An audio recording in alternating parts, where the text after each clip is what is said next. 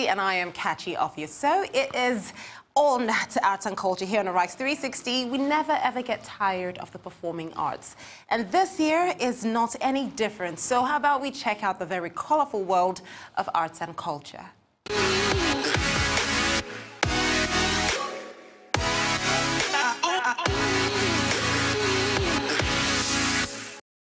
So from the theatrical stage to gallery walls to fashion runways, there was a feast of entertaining shows to see in 2018, and we have every single bit of that right now. So let's take a look back at some of the highlights that we just can never forget. This year in the world of art, auction pranks and record sales were in, and subtlety was out. Just ask Banksy. The faceless British street artist put up a work at Sotheby's auction house called Girl with Balloon that's half destructed as the gavel came down, after being sold for $1.4 million. The audience seemed genuinely shocked, but was it planned with the auction house? Was Sotheby's in on it? We'll probably never know, but it got the art world talking for weeks, especially when the shredded painting went on display. A few days later, because he's no stranger to controversy, Banksy revealed he had meant to fully destroy the painting and not just half of it. Thankfully, Love is in the Bin was born, and the buyer got to keep her painting, which is now worth more than it was when she got it. All's well that ends well. But believe it or not, Banksy wasn't the only artist making headlines this year. British artist David Hockney broke his own record 3 times this year and is now the most expensive living artist, following the sale of this painting for a stunning $90.3 million. And the iconic 1929 painting by American artist Edward Hopper, Chop Suey, which portrays 2 women in conversation in a Chinese restaurant, was sold for a little over $90 million. And Nigerian artist Ben Nwanwu's famous painting of an Ile-Ife princess was sold for $1.6 million. It's an African record. Often referred to as the African Mona Lisa, it was missing for more than 40 years before turning up in a London apartment in 2017. And speaking about African art, late last year, French President Emmanuel Macron announced his intention to return looted African artifacts to their countries of origin. This year, the president commissioned a report which then recommended that France return these artifacts held in French cultural institutions. It's still early days to figure out the hows and whens, or even ifs of restitution, but the implications for museums, collectors, and markets are huge.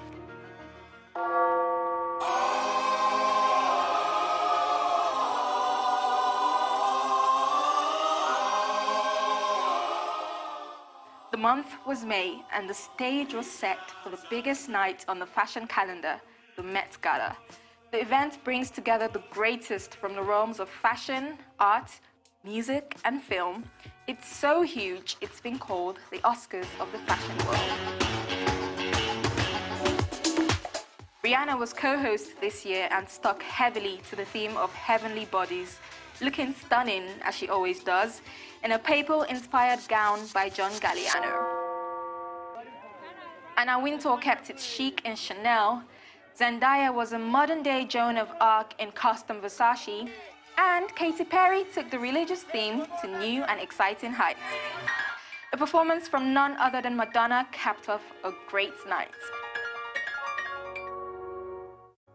The Heavenly Bodies exhibition at the Met is now the most visited exhibition in the museum's history, amassing over 1.6 million visitors in just 5 months.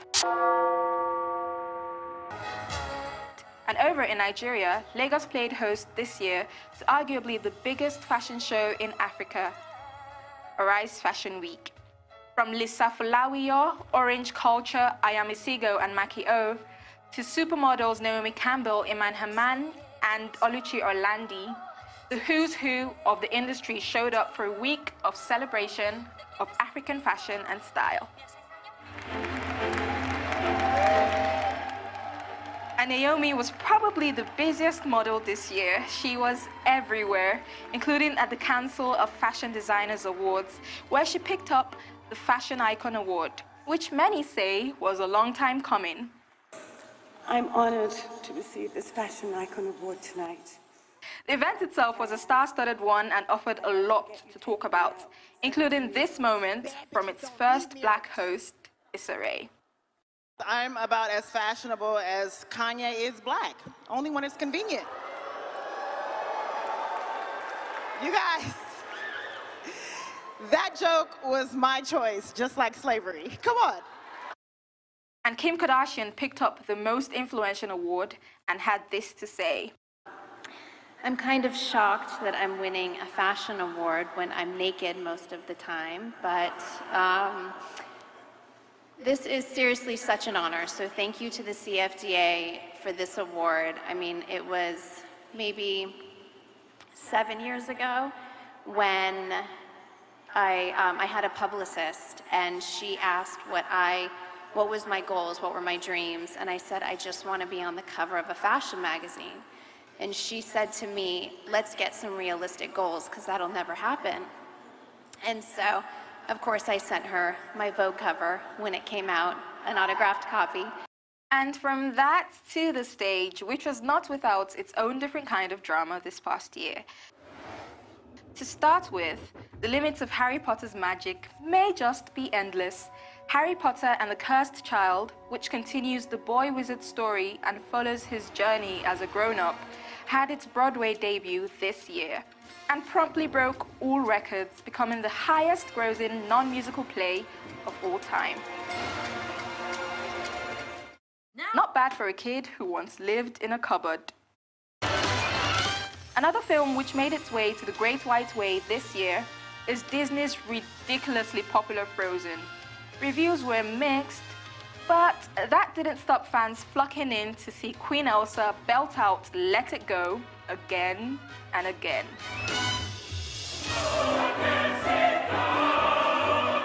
A common theme this year with most of the popular operas is the social consciousness and political undertones of a lot of the productions. Porgy and Bess, for instance, is about the descendants of black African slaves. It features an all-black cast and has been hailed as revolutionary. And British playwright Jez Butterworth's play, The Ferryman, explored the chokehold of a nation's past on its present. The play focused on the period in Northern Irish history known as the Troubles, where more than 3,000 people were killed and thousands more injured. And in the world of ballet, the ever-popular Swan Lake got a major facelift. Refreshed for 2018, Matthew Bourne's production became famous for using a male ensemble instead of a female corps de ballet, putting a bold spin on a classic tale.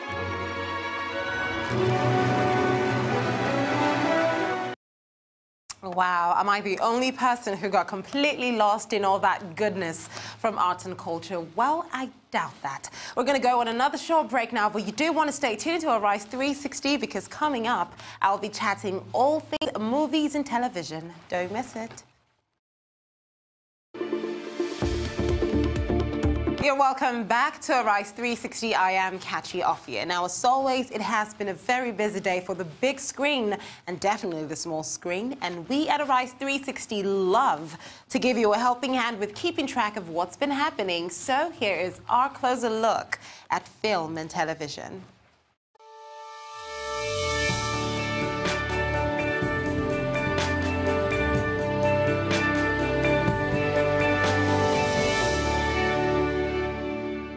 Now, Black Mirror is definitely the gift that very slowly keeps on giving this holiday season.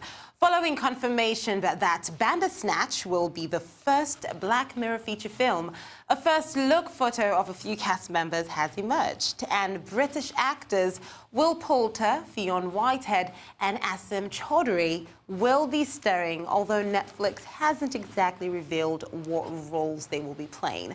The Bandersnatch landing page is also now live on Netflix with a possible running time of 90 minutes. Now, this feature film is widely expected to be the choose-your-own adventure Black Mirror has been teasing. And while the streaming service hasn't confirmed the plot, except, you can just expect every Black Mirror fan to be waiting in front of the television come December 28th, just a few days from now.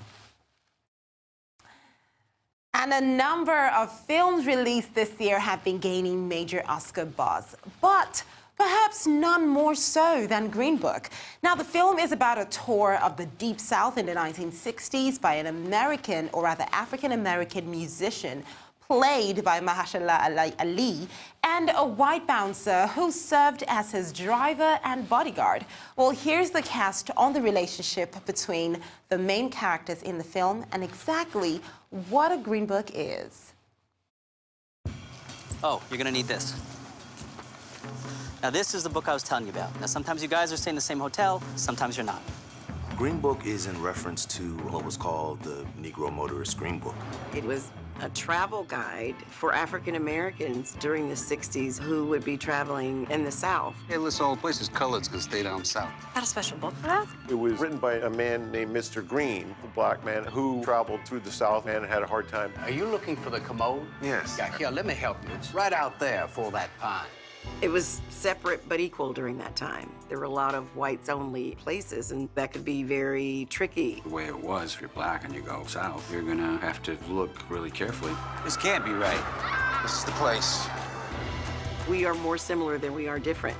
The film, Green Book, it's about embracing those differences and learning to look beyond our fears to see people for who they really are.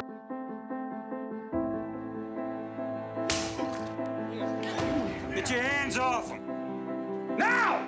The movie is essentially about two people from very different worlds. You can see both guys' point of view. There's an authenticity to that. I think the fact that this was a real friendship makes the journey that much more interesting. It's not a black and white, simplistic story. There are a lot of gray areas. You never win with violence, Tony. You only win when you maintain your dignity. I want to honor their memory, but I also want to tell it truthfully. This gentleman says that I'm not permitted to dine here. I'm afraid not. They said a doctor needed a driver. First of all, Tony, I'm not a medical doctor. I'm a musician. And I'm about to embark on a concert tour, the majority of which will be down south. Atlantic City. No, the Deep South. This was a big story that my father told me, and something I had on my mind basically my whole life. And luckily, I had tape recorded my father. We had a lot of material to go with, hours of tapes, and we also had all the letters that he had written home on the trip. So we went through the letters, and we went through the tapes, and we listened to the story. Dear Dolores. I saw Dr. Shirley play the piano. He's like a genius, I think. You don't know about your own people. You, Mr. Big Shot, you live on top of a castle. So if I'm not black enough, and if I'm not white enough, and if I'm not man enough, then tell me, Tony, what am I? Doc and Tony, different as they are, they become like brothers. They fight, they argue like brothers, and in the end, there's a loyalty and a real affection that grows between them. That's a great job. For me, watching this movie being shot is a whole different experience. It's crazy, but in a great way. Tony, are you hungry? Does Betty like butter? There are things about the story in terms of friendship and love and acceptance that will always be relevant. You know, the world's full of lonely people afraid to make the first move. I love Tony Lip. I love Don Shirley. These are good guys, really good guys. And they were lifelong friends after this trip. They both died within 3 months of each other after being friends for 50 years. Last night was the 5th anniversary of the date that the real Tony Lip passed away, January 4th, 2013. If you see yourself in either one of those characters and then understand how they are able to come together at the end and become friends and care about each other, then we can do that in the real world. I don't get it. How does he smile and shake their hands like that? Because it takes courage to change people's hearts. Amazing. Now, you see, Mahershala Ali was so amazing in Green Book, he also got nominated for an Oscar. Well, away from all of that goodness, Hollywood got the best gift of all on Christmas Eve. Now, the domestic box office reached a new benchmark even before the busiest time of the year for moviegoing begins.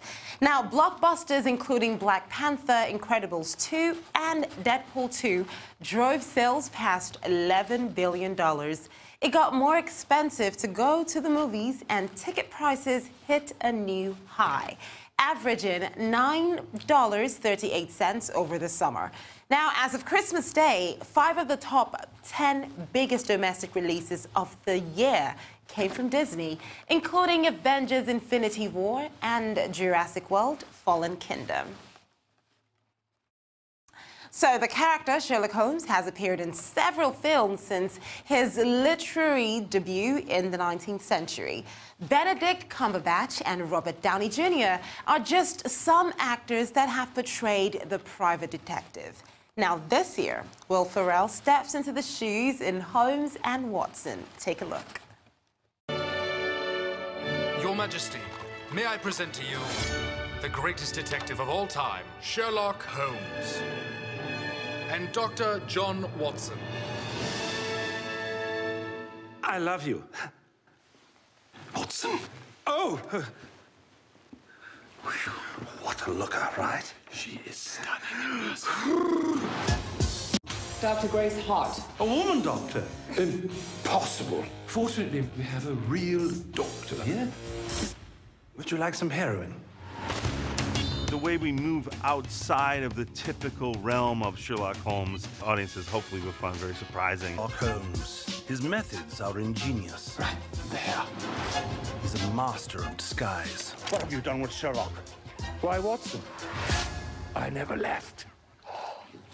Amazing. Times we live in. In America, we are much more progressive. I now make 30 cents for every dollar a man earns. There's a lot of humor that's derived out of the fact that everyone around my character doesn't accept that she's legitimate in any way. What does doctor mean in America? It means doctor. He's brilliant. Angle of approach, compensate for warp and flaw. Termination of mosquito. Well done, Holmes. Oh my God! Watson, stop panicking! This cast really highlights the absurdity of Will and John's characters. Doctor, spelled D-O-C-T-O-R. Yes. There's just reams and reams of footage of them doing ridiculous stuff. He's concussed. If only there were a doctor present. A murder in Buckingham Palace. Solve this case in 4 days or I will kill the Queen. Signed, Professor James Moriarty. Come, Watson. We have a killer to catch. Yeah, no Sherlock.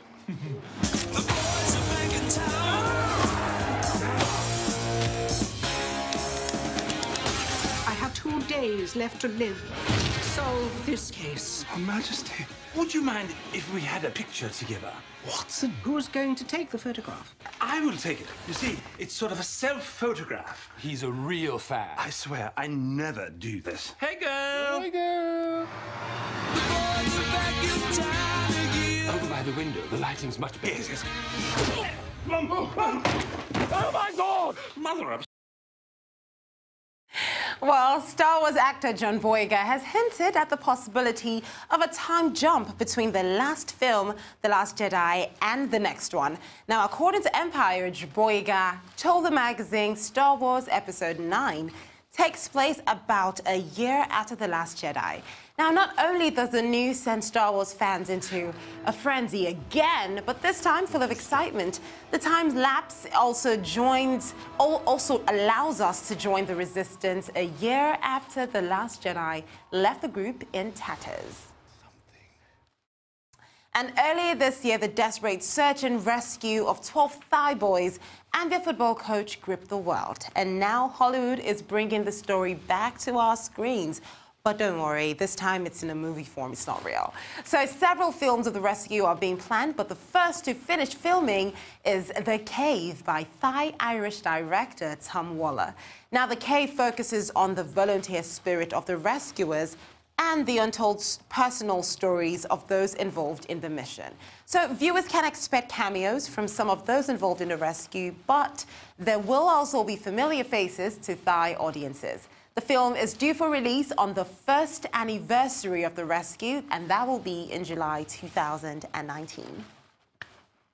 We certainly cannot wait to see that. So you know it, before we say goodbye to you all at home, in true Arise 360 fashion, we will leave you with a final video recommendation.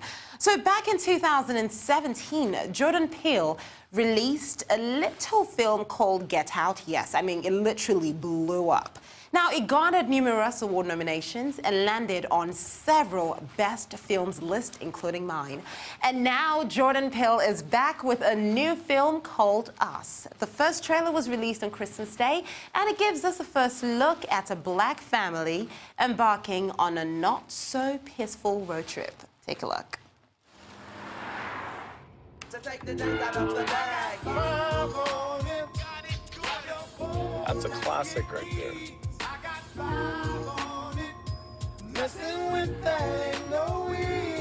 What does I Got 5 on it mean? It's about drugs. It's not about drugs. It's a dope song. Don't do drugs. Get in rhythm. There you go. There you go. Can't believe how big Dave got. Did you hear Gabe got a boat? He's kidding, right? He's not kidding. Hey, I think it's vodka o'clock. Oh, yeah. Where's Jason?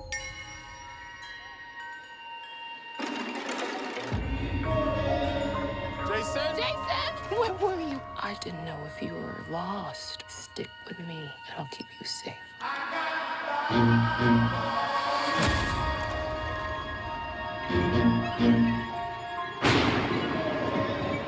There's a family in our driveway.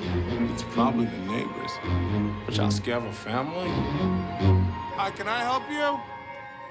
Zora, put your shoes on. If you want to get crazy, we can get crazy.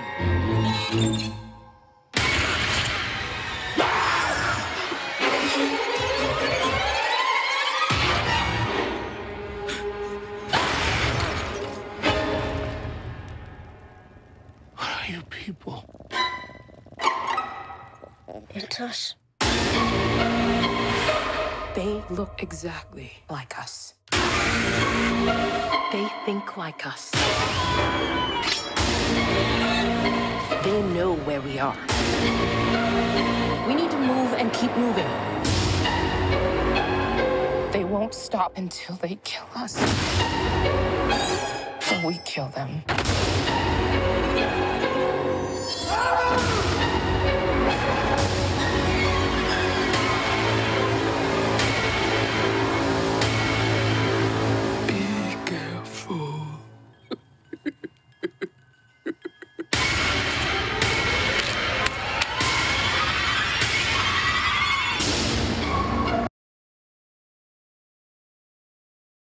Now, Us is literally about to deliver Lupita Nyong'o in a way we have never seen her before. Well, we're going to keep you anticipated, and that is all from us here at Arise 360 and from every single person here in Lagos. Thank you so much for watching the show. Now, don't forget you can catch us every single weekday at 4 p.m.